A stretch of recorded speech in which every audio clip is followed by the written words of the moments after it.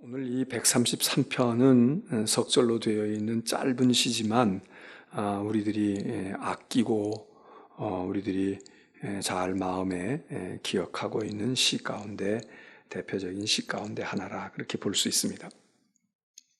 오늘 여기 있는 이 133편의 시를 성경에 있는 제목 그대로 보면 다윗의 시다 이렇게 해서 이 시의 저자를 다윗에게로 돌리고 있습니다.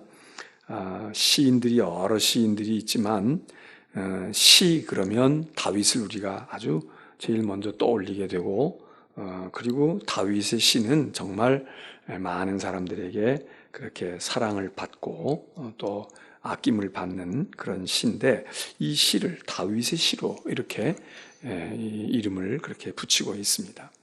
뿐만 아니라 이제 이 133편은 우리가 요즘에 살피고 있는 것처럼 예배에 관한 시, 성전에 올라가는 노래 이렇게 이제 이름을 붙였는데 성전에 올라가는 시라고 하는 건 우리가 그동안에 살펴본 것처럼 예배 드리러 가는 사람이 어떤 마음의 자세로 예배를 드릴까 이제 그럴 때 우리가 예배자의 그런 시로 생각할 수 있죠. 예배자. 예배에 관계되어 있어요. 그래서 이제 예배를 준비하고 예배 드리러 가는 사람의 그런 마음, 가짐, 자세 이런 것을 주는 시라고 볼 수도 있고 또 하나는 예배 자체에서 정말 그 예배 드리는 시간에 예배 시간에 이 시가 사용될 수도 있는 시. 그래서 하나님께 예배하는 그 예배에 우리로 말하면 예배에 부름을 하거나 또는 교독을 하거나 그럴 때 그 예배 시간에 예배용으로 우리가 사용되는 시다 이렇게 이제 우리가 볼 수가 있습니다. 그래서 여기 성전에 올라가는 노래 그래서 133편을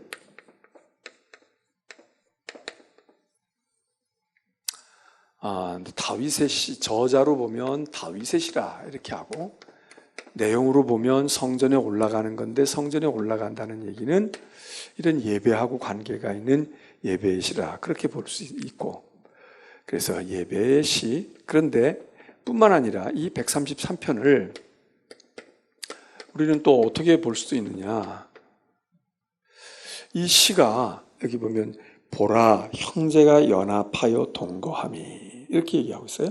형제가 연합해서 동거함이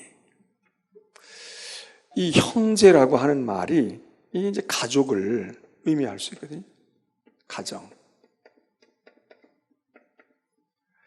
그래서 이게 그 가정을 말하는 그런 시로 볼 수도 있어요. 그런데 이렇게 가정만 이야기하는 게 형제라고 하는 말은 이건 이제 일종의 혈연 공동체라고 볼 수 있잖아요. 혈연 공동체. 그런데 여기 형제라고 하는 이 말이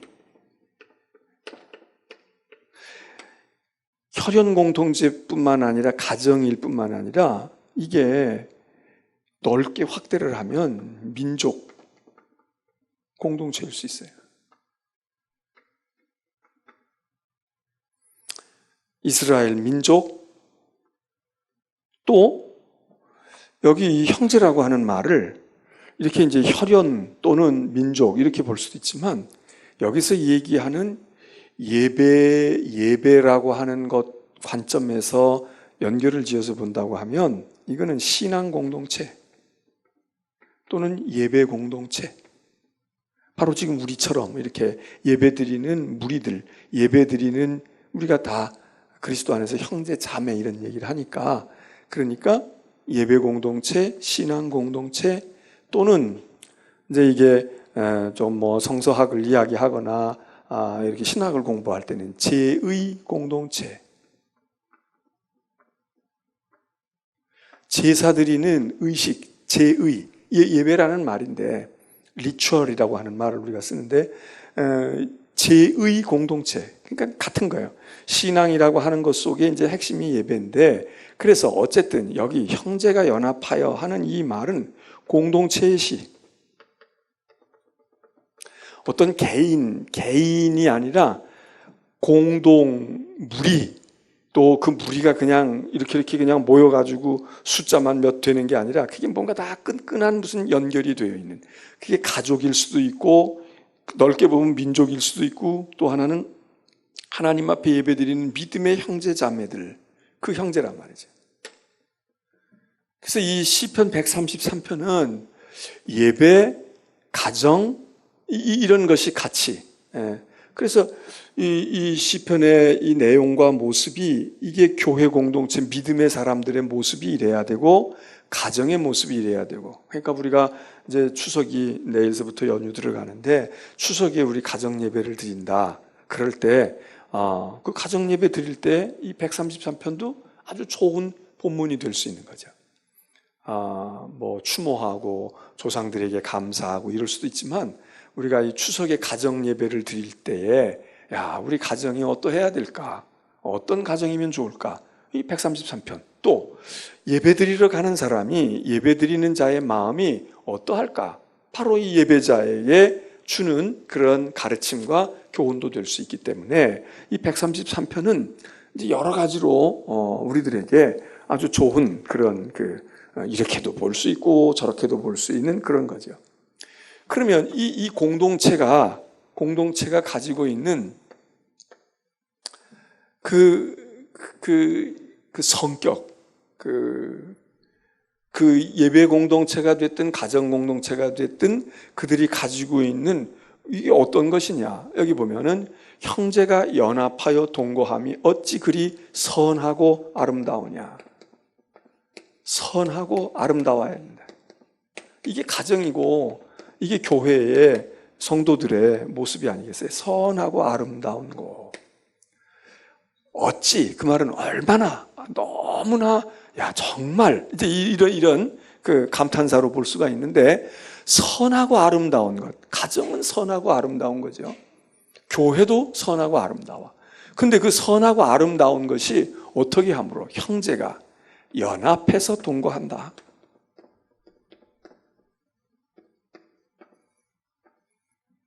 그냥 뿔뿔이 있고 너는 너 나는 너 등 맞대고 있고 이러면은 그게 선하고 아름답겠어요?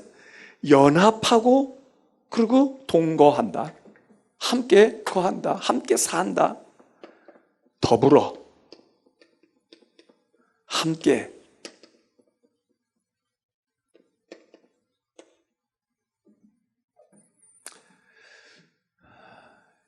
이게 이런 것을 우리가 이제 이렇게 얘기할 때 보통 우리가 이걸 화목함, 그렇게 말할 수 있어요. 화목함.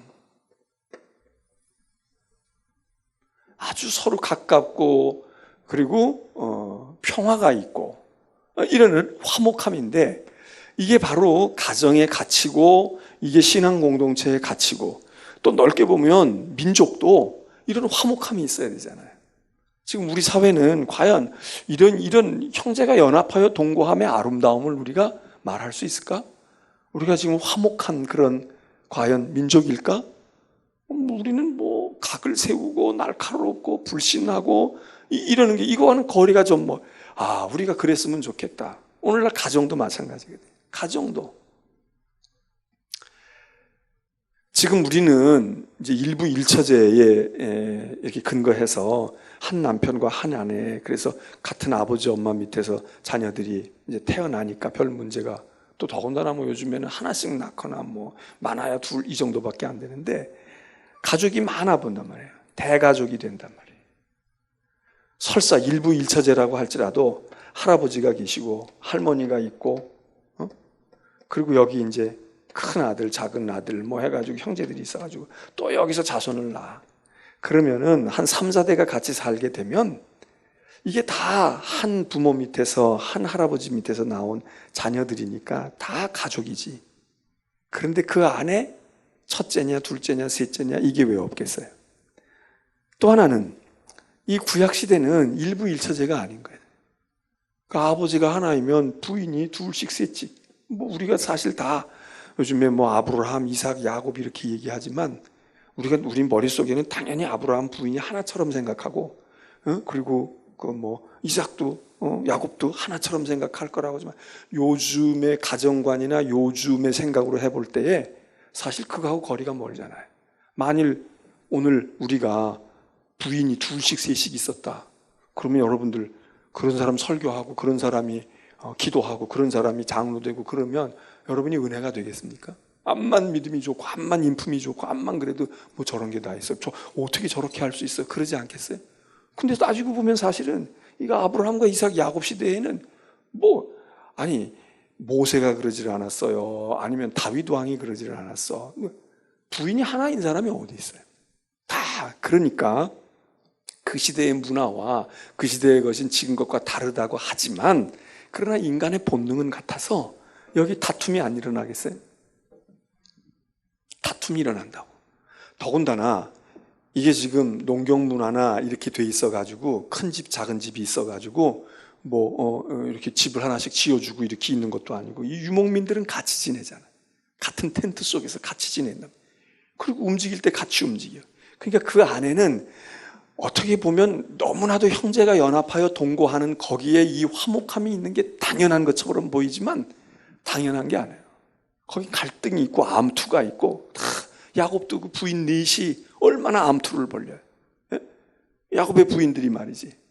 그러는 과정 속에서 이 화목함의 덕목이라는 게 얼마나 소중했겠어요. 그러니까 우리가 그런 배경을 생각하면 여기 있는 형제가 연합하여 동거하는 것이 큰엄마도 있고 작은엄마도 있고 말이지. 예? 첫째 부인도 있고 둘째 부인도 있고 첫째 부인에게서 난 아이도 있고 둘째 부인에게서 난 딸도 있고 그런 거야. 근데 걔네들이 다 함께 어우러져 함께 화목함을 이루는 거야.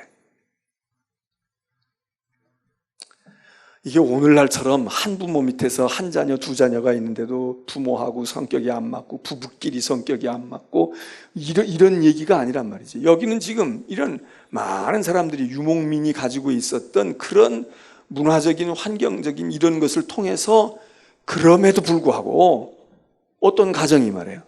연합하여 동거하는데 너무 우애가 좋은 거야. 너무 금슬도 좋고 형제간에도 사촌이고 말이지 큰아버지의 아들이고 저 큰엄마의 아들이고 나는 둘째의 딸이고 이래도 서로 다 친형제 한 배에서 나온 그런 형제 동기간처럼 막 연합하여 이렇게 있는 모습이 이 아름다운 모습을 지금 노래하고 있거든요. 교회도 어떻게 보면 각기 다 다르잖아요. 각기 다 구성원이 달라. 그런데 연합하여 동거함이 예배드리는 사람, 신앙 공동체가 가지는 이 화목함. 그리고 사실 이 화목이라고 하는 것이 그냥 서로 인간관계가 편안하고 좋고 원만한 것만이 아니라 이 화목이라는 가치는 어디에 있어요? 하나님이 우리의 죄 때문에 하나님과 우리가 원수처럼 되어 있고 큰 벽으로 막혀 있는 우리 요즘에 말로는 소통이라는 얘기를 많이 하지만 소통인 건지 내통인 것인지 진짜 소통이 되는 것인지 우리가 헷갈리는 경우가 많잖아요. 근데 성경에서 이 화목함이라는 게 굉장히 중요한 거잖아요. 하나님의 아들이 오심으로 하나님과 우리 이 인간이 그냥 인간이 아니라 죄인이지, 죄인. 도저히 이게 통할 수가 없는 거잖아요. 소통될 수가 없는 거예요. 근데 이 불목하고 있고 이 담장이 있었던 것이 예수 그리스도로 말미암아 십자가로 말미암아 화목의 제물이 되심으로 이게 다 허물어지고 통했단 말이에요. 통하는데 그냥 대화만 통하고 너 무슨 얘기해? 그러면 내가 다 알아들어줄게. 이런 정도가 아니라 하나님이 어디까지 통해요? 하나님이 인간이 되시는 데까지 인간이 되어주시는 인간이 하나님을 향해서 올라가서 되는 게 아니라 하나님이 낮아지셔서 이런 화목함. 그래서 화목제물로 오셨다. 이거 얼마나 여기서 구원도 가능한 것이고 여기서 영생도 있는 것인데 바로 이 화목함이 어디에 있어야 하느냐? 가정, 또 교회, 신앙 공동체 이 얘기를 하는 거예요. 이 얼마나 연합하여 동거하는 모습이 이게 암투를 벌려도 암투를 벌리고 시기해도 시기하고 말이에요. 더 차지하려고 싸움을 해도 할 건데 여기 연합하여 동거하는 모습이 어찌 그리 선하고 아름다우냐? 그게 교회요, 그게 예배 공동체요, 그게 가정이 아니냐? 그 얘기죠. 근데 이 모습을, 이 아름답고 화목한 이 형상을 이제 1절에서는 연합하여 동거하는 것이 어찌 그리 선하고 아름다우냐? 이렇게 얘기했는데 이 3절에서는 이 화목함의 모습을 비유한단 말이지. 그래서 여기다가 어떻게 비유적인 그런 표현을 하고 있어요. 뭐라고 얘기해요? 야, 그 아름답고 선하고 아름다운 서로 막 뒤엉켜가지고 그리고 연합하고 동거하는 그 함께 살아가는 그 모습이 말이지, 마치 기름이 머리에 부어졌는데 그 머리에 부어진 기름이 아주 충만하고 많은 기름이었고 부드럽고, 그리고 기름이 그냥 이게 미끌미끌하는 것만 아니라 이게 향기로운 기름이 돼가지고 그게 막 온 방의 냄새가 진동하고, 그 기름이 머리에서부터 수염을 타고 쭉 내려서 옷깃을, 온 옷을 다 적시는 것처럼 아주 풍성하고 그리고 너무 귀한 이런 모습을 여기 기름에다가 비유했어요. 이 기름이 뭐냐? 이게 제사장 또는 대제사장을 세울 때에 기름을 부어 세운다고 그러잖아요. 우리가 왕이나 예언자나 제사장 기름을 붓는다. 그런데 그 기름을 안수할 때 기름을 붓는데 머리에다가 아주 향기로운 기름을 쫙 불러서, 이 기름은 은총이라고도 볼 수 있고 뭐 기름은 여러 가지 이제 영적인 의미를 우리가 부여할 수 있지만, 어쨌든 그 기름을 쫙 부어가지고 그게 얼굴을 다 타고 수염을 다 적시고 옷깃을 적시는 것처럼, 야, 이 화목함이 너무도 아름답고 너무도 향기롭고 너무도 풍성한 그런 모습에다가 비유를 해요. 두 번째 3절에서는 뭐에다가 이야기하느냐? 이 연합하고 동거하는 아름다운 모습이 저 이스라엘 팔레스틴의 북쪽에 높은 산 헐몬산이 있는데, 이 헐몬산에서 맑고 깨끗하고 영롱한 이슬이, 새벽 이슬이 쫙 뿜어져 내려가지고 이 이슬이 여기를 온 헐몬산을 적실 뿐만 아니라, 그게 여기 있는 말로 하면 저 남쪽에 있는 시온 들까지, 시온의 들까지 이 헐몬산의 그 아주 맑은 영롱한 이슬이 온 세상을 덮은 것처럼, 뭐가? 형제가 연합해서 동거해서 아름다운 이 향기롭고 선하고 아름다운 것이 가정을 다 감싸고, 그리고 반짝반짝 빛이 나는 그런 아름다운 모습에다가, 형상에다가 비유했단 말이에요. 그리고는 성경이 여기 시편이 뭐라고 말하느냐 하면, 이게 너무 아름다운 거야. 이게 너무 소중하고 귀한 거야. 그러니까 하나님께서 여기 3절에 뭐라고 얘기해요? 하나님께서 거기서, 여호와께서 거기서 복을 명하셨다. 복을 명령하셨다는 거야. 복이 있어라. 복이 있어라. 마태복음에 있는 팔복의 얘기처럼 복이 있을지어다. 그리고 하나님께서 복을 선언하셨는데, 복을 명하셨는데, 복이 있어라. 그리고 하나님이 명령하셨는데, 이 복은 곧 무엇냐? 물질의 복, 건강의 복, 무슨 뭐 부귀 영화의 복, 이런 복과는 차원이 다른 복인데, 이 복을 명하셨으니 그게 영생이니라. 영생이라. 이 영생은 이제 구약에서는 우리가 말하는 죄로 말미암아 죽고 난 다음에 그 다음에 영원한 천국에 들어가는 이런 영생의 개념이 사실 구약에 그렇게 많지가 않아요. 흔치가 않다고. 신약에 와가지고 우리가 알게 되고 깨닫게 되는 거지.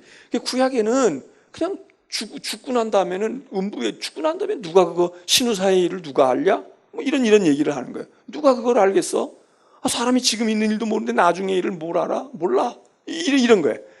근데 여기서 얘기하는 영생이라고 하는 것은 이제 물론 신약 속에서 이것이 더 발전되어지고 신약 속에서 더 구체화되어지고 오늘 우리가 가지고 있는 그런 영생의 믿음과 그런 것들을 생각하는데, 그러면 여기서 얘기하는 이 영생이라는 게 뭘까? 이 영생, 자, 요한복음, 신약 요한복음에 가서 10장에 가서 보게 되면 요한복음에 이렇게, 내가 예수님께서 하신 말씀이, 내가 세상에 온 것은 왜 왔는 줄 아니? 내가 너에게 온 것은 내가 생명을 주려고 온 거야. 생명을 주려고 왔다. 이건 뭐야? 이게 구원이지. 죽을 수밖에 없는, 죽음에 이를 수밖에 없는 사람에게 건져내서 생명을 주는 게 구원이잖아요. 그러니까 이게 구원이에요. 내가 이 세상에 온 것은 너희로, 죽을 너희로 생명을 얻게 하려 함이다. 이게 첫째고, 주님이 오신 목적이. 두 번째 뭐라고 얘기하냐면, 내가 너희가 더 생명을 풍성하게 얻게 하려고. 그 얘기예요. 풍성한 생명. 생명을 얻었으면 영생을 주셨으면 됐지. 근데 생명도 생명 나름이다. 이게. 그냥 근근히 연명하고 있는, 그저 숨 붙어 있고 호흡하고 있구나, 심장이 뛰고 있으니까 살아있어. 제대로 대화도 못하고 어디 놀러 가지도 못하고 일도 못하고 사랑한다고 고백도 못하고 사랑한다고 얘기해도 받지도 못하는 이렇게 그냥 생명만 숨 호흡만 붙어 있는 그런 생명이 아니라 주님이 우리에게 주시는 생명은 풍성한 생명이다. 풍성한 생명, 넉넉하고 생명력이 충만한 생명력이 생명의 힘이 있는 힘찬 생명. 이거 예수님께서 이 두 가지 약속을 하시거든. 내가 너희에게 생명을 주러 왔다. 생명을 줄 거야. 그리고 내가 너희에게 주는 생명은 풍성한 생명을 너희로 얻게 하려 함이라. 바로 여기서 얘기하는 영생이 이런 성격의 것인 거지. 하나님께서 복을 명하셨는데 하나님께서 누구에게 형제가 연합하여 동거하는 그 모습이 어찌 그리 선하고 아름다운지, 야, 너희가 화목함이 있구나, 너희가 더불어 사는 삶이 있구나, 거기 너무 아름답다. 그러고서는 복을 명하셨는데 내가 생명을 너희에게 줄 거야. 그 생명은 풍성한 생명이야.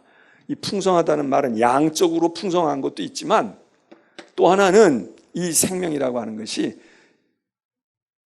넘치는 힘찬, 그러니까 질적인 것도 될 수 있고 시간적으로 오래 지속되어지는 끊이지 않고 메마르지 않는 생명이기도 하면서 그 생명은 풍성함이 있는 풍성한 생명, 이걸 하나님께서 명하셨다는 거예요. 그러니까 이 133편이 우리가 예배가 그렇잖아요. 구원을 얻은 사람이 예배 드리러 와. 또 구원을 받고자 하는 사람이 예배를 드리러 와. 그러면 죽음에 이르러야 할 멸망할 사람이 예배를 드리러 오므로 구원을 얻을 수 있어요. 그럼 구원 얻은 사람은 예배 드리러 올 필요가 없게? 우리는 구원 얻었으니까, 우리는 천국에 다 티켓을 받았으니까. 아니, 구원 얻은 사람도 구원은 얻었어. 간신히 목숨에서 위기는 모면했어. 아, 이제 돌아가시겠네, 운명하시겠네. 그런데 어떻게 해가지고 산소호흡기 끼고, 그리고 막 뭘 어떻게 약물도 투입하고, 그래서 눈을 반짝 뜨고 약간 기운을 찾으셨어. 그러나 그런 정도의 생명이 아니라 예배를 통해서 우리가 버적버적 일어나고, 그리고 일도 하고, 자기가 하고 싶은 의사 표현도 하고, 대화도 하고, 웃기도 하고, 즐겁게 춤도 출 수 있는 이 풍성한 생명, 그게 예배를 통해서 우리가 생명을 얻게 하고 더 얻게 하려고, 더 풍성한 생명을 얻게 하려고, 그게 예배를 통해서 실현되는 거 아니겠어요? 또 우리의 삶도 마찬가지지. 가정과 교회도. 그래서 이 133편의 시를 우리가 이제 내일서부터 추석 연휴인데 추석에 우리가 본문으로 이 성경을 택해서, 그래서 정말 우리의 가정이 이렇게 되면 정말 좋겠구나. 자, 우리의 예배 공동체가 이런 경험을 하고 이런 본질을 회복하고 찾아가는 그런 것이 돼야 되겠구나. 그러니까 예배에 성전에 올라가면서 얼마든지 이게 부를 수 있는, 음미할 수 있는 그런 시편이다. 이렇게 우리가 볼 수가 있습니다. 자, 이제 우리가 136편을 하나 더 이제 가서 살펴보겠는데, 이제 136편도 굉장히 우리들에게 잘 알려져 있는 시예요. 시편 136편은 이거는 감사의 시라고 볼 수 있어요. 또 뭐 감사하니까 찬양도 찬송도 되겠지. 감사의 시란 말이죠. 왜냐하면 이 시가 계속 여호와께 감사하라 이렇게 이야기를 하면서 감사를 이야기하고, 그리고 그 다음에도 계속해서 여호와께 감사하라, 그 인자하심이 영원함이로다, 또는 그의 선하심이여 인자하심이 영원함이로다. 이게 계속 후렴구처럼 앞에서 이야기하고 뒤이어서 여호와께 감사하라, 그는 선하시며 또는 인자하심이 영원함이로다, 이렇게 반복되어지는 이 감사, 여호와께 감사하라, 여호와께 감사하라, 이러이러한 하나님께, 이러이러한 여호와께, 또는 이렇게 행하신 일로 인해서 감사해라, 이런 시거든. 감사의 시다. 그래서 찬송과 감사의 시, 특별히 하나님께서 행하신 일 때문에, 또는 하나님이 이러이러한 분이다 라고 하는 것 때문에 감사하라는 거예요. 그래서 이 시는 거의 감사해라, 여호와께 감사해라, 선하시며 또는 인자하심이 영원하심이로다, 이게 이 구절이 계속 반복이 돼요. 계속 앞에서 뭐라고 얘기하면, 그러니까 여호와께 감사해라, 그의 인자하심이 영원하미로다. 이렇게 된단 말이에요. 그래서 어떤 사람은 이 시를 해설을 하면서 그렇게 얘기를 하는데, 그래, 그 참 공감이 된다. 뭐 우리나라 옛날 민요 가운데 그런 거 있잖아요. 쾌지나 칭칭나네. 뭐라고 이제 앞에서 선창하는 사람이 이야기를 해.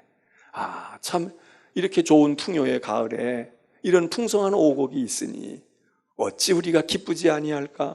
그러면 다 많은 사람들이 쾌지나 칭칭나네. 우리가 이렇게 다복한 형제자매들이 함께 모여서 오곡백과를 놓고 이렇게 맛있는 음식을 먹고 조상께 예의를 갖추고 우리의 삶이 이렇게 풍성하니 이 어찌 감사하지 않을까? 쾌지나 칭칭나네. 이런 민요가 있잖아요. 강강수월래도 마찬가지잖아요. 뭘 하고 나면 강강수월래. 또 뭐라고 얘기하면 강강수월래. 이 시가 이제 그렇게 됐다는 거예요. 이 시가. 그래서 여호와께 감사해야지. 하나님이 이러이러한 분인데. 그러면 여호와께 감사해야 돼. 그 인자하심이 영원하잖아. 이렇게도 반응해요. 또 어떤 사람들은 뭐라고 얘기하느냐면 이 시가 말이지. 이렇게 자꾸 이렇게 이제 우리 민요조의 시처럼 이렇게 돼 있는 것처럼 그 클래식 음악에 라벨이라고 하는 사람이 그런 썼던 그 노래 가운데 작곡했던 그 음악 가운데서 볼레로라고 하는 거 있잖아요. 똑같은 멜로디와 똑같은 리듬이 계속 반복이 되는 거예요. 그게 한 번도 아니고 10번도 아니고 20번도 아니고 100번도 넘는다는 것 같아요. 계속 반복하는 거예요. 그럼 우리가 예를 들어서 똑같은 멜로디와 똑같은 리듬을 바꾸든지 멜로디가 같으면 무슨 변주곡을 만드는 것처럼 주제는 있는데 그 주제를 조금씩 바꾸잖아요. 그렇게 해서 계속해서 변주곡은 그래서 다양하게 뭐 대표적으로 뭐 반짝반짝 작은 별 이게 그 변주곡이 그 똑같은 리듬인 것 같지만 똑같은 멜로디인 것 같지만 그걸 조금씩 뒤틀어가지고 많은 길게 분량을 가져. 그런데 이 볼레로라고 하는 노래는 그 음악은 변주를 하지 않는 거야. 그냥 그 리듬, 그 멜로디 그게 계속 반복이 되는 거야. 똑같이 계속 반복이 돼. 그런데 이상한 것은 그거 한 10번만 그렇게 하고 나면 지루할 거 아니야. 근데 이게 언제 끝날지 끝날 때까지 계속 사람의 마음속에 무언가를 끌고 들어가요. 아주 특별한 곡이지. 아주 유명한 곡이잖아요. 이게 뭐 스페인의 춤을 어떻게 하는 거다 뭐 그렇게 얘기도 하고 있는데 이게 지금 이 시가 그런 거예요. 그래서 그 볼레로라는 곡이 그렇게 똑같은 멜로디에 똑같은 리듬인데 단지 그러면 그게 왜 그렇게 변화무쌍하게 우리에게 들려오느냐? 악기 편성을 다르게 한다는 거예요. 그러니까 처음에는 예를 들어서 트럼펫이 이렇게 불렀다. 그러면 그 다음에는 클라리넷이 들어가고 그 다음에는 플룻이 들어가고 그 다음에는 현이 들어가고 이런 식으로 해가지고 그 악기 편성만 바꾸어주면서 그러면서 똑같은 것을 처음부터 끝까지 쫙 끌고 물론 이제 약간 강약은 있지만 작게 시작하다가 막 커졌다가 또 이렇게 그런 변화는 있지만 지금 여기 이 감사의 시가 똑같은 주제를 반복해요. 같은 주제를 계속 반복하는 것 같아. 물론 이 시는 전반부는 계속 바뀌어. 전반부는 바뀌고 후반부가 쭉 똑같은 이게 이제 동일한 거지. 이건 회중의 몫이라고 볼 수 있으면 이거는 아마 사회자나 리더의 몫이라고 볼 수 있는데 그래서 쭉 나가면서 그러면서 마음속에 막 하나님께 감사해야지. 여호와께 감사해야지. 감사하는 이유는 뭐냐? 그가 선하시거든. 그가 인자심이 많거든. 그의 인자하심은 영원히 변치가 않거든. 이 하나의 주제를 계속 가는데 여기만 달라지는 거야. 여기. 이게 하나님의 선하심과 인자하심이 영원함이로다. 하나님께 감사해야지. 그런데 여기는 다른 거야. 이러이러하니까 그렇게 해야 돼. 이러이러하니까 그렇게 해야 돼. 이러이러하니까 그렇게 해야 돼. 이러면서 이 시가 그래서 이 감사의 시로 아주 많이 널리 알려져 있는. 그러니까 우리가 하나님께 감사할 일이 많을 때에도 이 시가 우리들에게 그래 맞아 우리도 저 이스라엘 못지않게 감사해야 될 조건이 많지 이렇게 되는 것이고 또 어떤 때 우리가 감사할 것이 아무것도 없고 뭘 감사해야 될지 모르겠는 사람도 이 시편 136편을 음미하면서 하나님, 그래, 하나님의 인자하심과 선하심이 영원하지, 이런 마음을 우리가 가지게 된다. 그러면 여기 이 136편에서 이야기하는 하나님께 대한 감사가 이렇게 일어나고 그의 인자하심과 선하심이 영원하다라고 하는 그 근거가 될 수 있는 구체적인 사항들이 뭘까? 첫째로 여기 이 136편에서는 하나님 자체에서, 여기 두 번째부터는 이제 하나님이 행하신 일 때문에 그러고, 하나님의 행하신 일이 엄청나잖아. 그러니까 우리가 베풀어 주신, 우리로 말하면 은혜의 축복 때문에 이제 그렇게 하자는 얘기고, 첫 부분 서론의 1절에서 3절 부분에서는 무엇이냐 하면 그냥 하나님이 뭘 어떻게 해서가 아니라 하나님이 이러시잖아. 하나님이 이런 분이야. 어떤 분이야? 크신 분이다. 신들 위에 뛰어난 신이다. 뛰어나신 신이야. 그러니까 우리는 하나님께 감사하고 하나님 선하시고 그 인자하심을 우리는 노래해야 돼. 그러니까 부모가 나한테 뭘 해줘서 너무 고마워. 엄마가 나한테 이거 해주고, 아빠가 힘든데도 이거 해주고, 나 대학 보내주고, 나 유학 보내주고, 이래서 감사할 수도 있지만, 아니 그게 아니에요. 아빠가 있으니까. 그리고 그 아빠 너무 좋은 아빠거든. 그런 것처럼 여기 1절에서 3절에서 감사의 가장 근본은 하나님 그 자체 때문에 감사하고 찬양하고, 그리고 그 선하심, 인자하심. 왜? 그가 신 위에 뛰어난, 도대체 이런 하나님이, 이런 신이 어디 있냐? 이거예요. 그 다음에 두 번째로는 이제 4절로부터 마지막 절까지는 이 뛰어난 하나님이 행하신 일들 때문에 여호와는 인자하시고 선하시고 그에게 감사해야 된다. 그러는데 그 첫 번째가 뭐냐? 그 첫 번째가 하나님이 행하신 첫 번째 일이 천지를 만드신, 지으신, 천지 지으신 것 때문에, 하나님이 지어 놓으신 것, 이 세상의 우주 만물 하나님이 지으신 것. 그래서 그 창조물들, 피조물들을 보면서 그러면서 감사하고 찬성한다. 하나님이 놀라운 일을 행하셨다. 그래서 거기 4절, 5절, 6절 보면은 하나님이 기이한 일을 행하셨는데, 하나님이 하늘을 지으시지 않았어? 땅을 물 위에 펴시지 않았어? 큰 빛들을 하나님이 지으시지 않았어? 이 모든 게 하나님이 인자하시다. 하나님이 영원히 우리가 감사해야 될 거야. 그 얘기예요.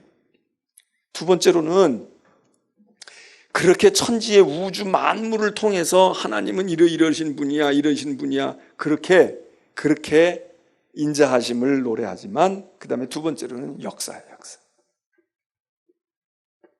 역사의 주, 또는 역사를 섭리하시는 하나님.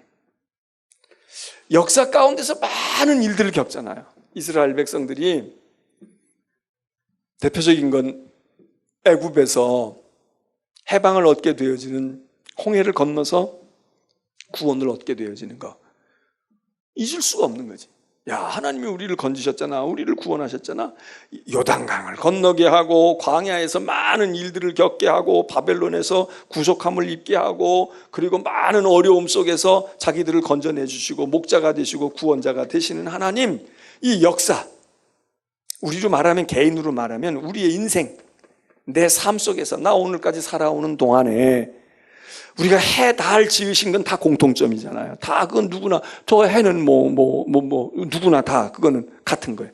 그런데 역사는 달라. 이스라엘의 역사가 다르고 한국의 역사가 다르고, 더 좁혀서 얘기하면 인생에 살아오는 속에서 하나님이 나를 향하여, 우리를 향하여 베푸시는 하나님의 은혜는 다 달라요. 다 달라. 그거 자기가 고백하는 거지. 그래서 이스라엘의 역사를 통해서 하나님의 행하신 이 일 때문에, 그래서 여기 보면은 애굽의 장자를 치신 이에게 감사해야 되지 않냐? 10절에 애굽의 장자, 바로의 왕의 맏아들로부터 저 비천한 종의 맏아들이 이르기까지 왜 치셨냐? 하나님이 심판하시고 이스라엘을 구원하려고. 그 우리가 감사하지. 이제 이런 얘기를 쭉쭉 열거하는 거예요. 그게 이제 역사를 통해서 하나님이 하신 일을 높이고 찬양하고 감사하는 것. 그 다음에 세 번째로는 이런 일들과 더불어서, 이게 이제 역사라고 하는 건 지금 현재도 있지만은 이게 지나온 역사잖아요. 내 인생 여기까지 이를 동안에 하나님이 이런 일을 하셨어. 그러는 것이고, 세 번째로는 현재. 물론 과거도 포함이 되긴 하지만 지금 내가 먹을 것, 입을 것, 지금 내 삶에 은혜를 베푸시고 모든 것들을 허락하시는 풍성한 복을 내리시는 하나님, 현재의 내 삶에 하나님께서 돕지 아니하시고 하나님이 주시지 아니하시면 내가 어떻게 생명을 부지하고 그렇게 하겠는가? 그래서 여기 성경에 있는 말씀 보면은 거기 25절에 보면 136편 25절에 보면 모든 육체에게 먹을 것을 주신 이에게 감사하여라. 그 인자하심이 영원하지 않니? 우리가 얼핏 생각할 때에는 야, 먹고 마시는 거 그거는 믿음 없는 세상 사람들이나 그러지, 우리처럼 천국 바라다보고 믿음 가진 사람은 뭐 그 먹는 것 때문에 굳이 그래? 이렇게 생각할 수도 있어요. 근데 사실 생각해 봐요. 지금 추석이 왔는데 먹을 게 하나도 없어. 추석이 왔는데 입을 옷도 없어. 길바닥에 지금 나앉게 생겼어. 여러분, 정말 우리의 인생이 이게 한 끼 먹을 것이 있고 그리고 나다닐 수 있는 건강이 있고 이게 삶의 기초이고 여기서부터 돈을 벌어도 벌고 공부를 해도 하는 거지 먹거리가 없어 봐요. 하루 이틀은 금식도 하는데 뭐 이렇게 생각할 거예요. 만약에 한 열흘쯤 먹을 게 없다고 생각을 해요. 먹거리가 없어. 또 먹을 게 있어도 먹을 수가 없어. 예? 먹을 수가 없어. 눈에 다 그냥 그림이지 내 입으로 들어갈 수도 없고 소화시킬 수도 없고 먹어서도 안 되고, 만약 그런 상태가 된다고 그러면 우리가 얼마나 삶이 피폐하겠어요. 그게 그 감사하는 거야. 우리가 추석 이럴 때 정말 감사해야지. 야, 먹을 게 지천으로 있고 옛날 같으면 옛날에 비해서 말해. 뭐 요즘에는 뭐 고기를 뭐 뻔질나게 먹으니까 별거 아니지만 뭐 수십 년 전만 해도 고기를 이럴 때 한번 먹는 거잖아. 그것도 뭐 제대로 된 뭐 갈비를 먹나 그냥 기름덩어리 사다가 조금 국 끓여서 그냥 국물에다가 기름만 둥둥 떠도 그래도 그게 명절이잖아. 명절이 뭐 별거야.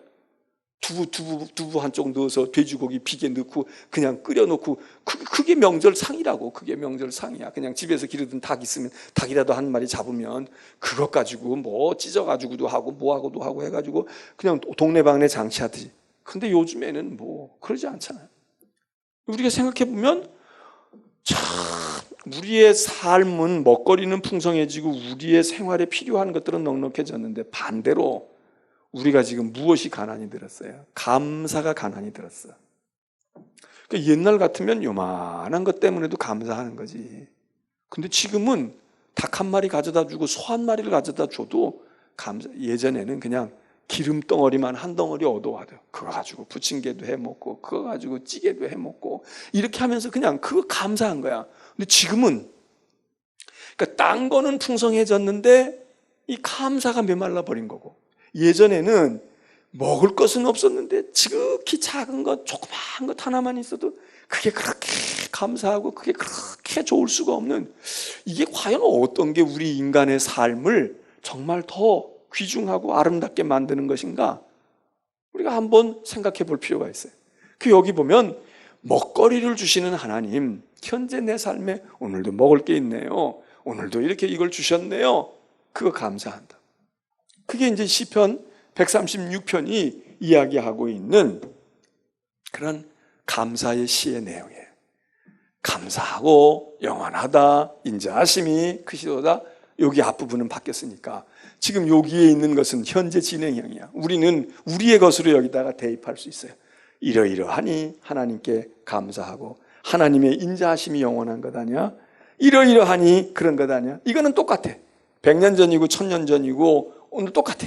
여호와 하나님 감사합니다. 하나님의 인자하심이 영원하십니다. 왜? 무엇 때문에?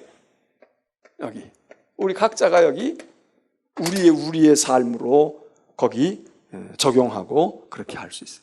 그래서 이 136편의 시는 우리들도 얼마든지 할 수 있어요.